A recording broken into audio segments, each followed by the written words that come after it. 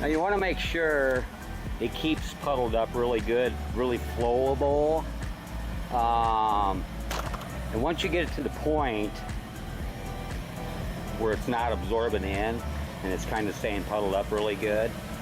And it doesn't take that long because this is just the first step of it. But once you get it to this point where you have zero dry spots, you know, right here you can kind of see it's kind of soaking in right there. But overall, it's staying pretty wet.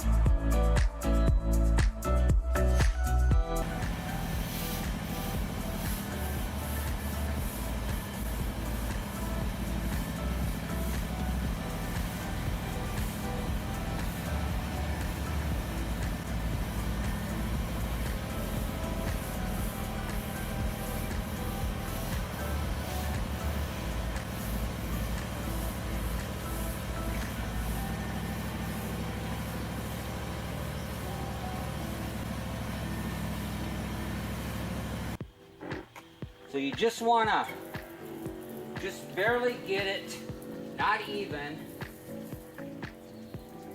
just get it wet looking. And then just take your broom and work it in. And I'm going to be doing a couple different applications because once you get the first part done, the cleaning process, when you flood coat it, it's literally going to open up the pores. And it's going to allow it to penetrate in a lot quicker and faster now.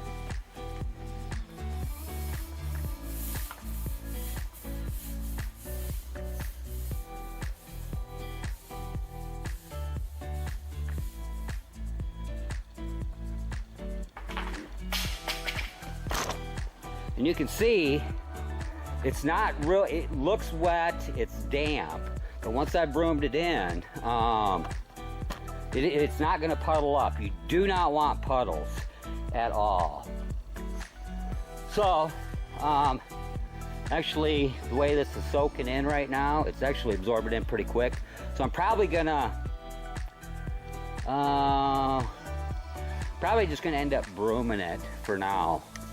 So I'll set the camera here so you can kind of see what I'm doing.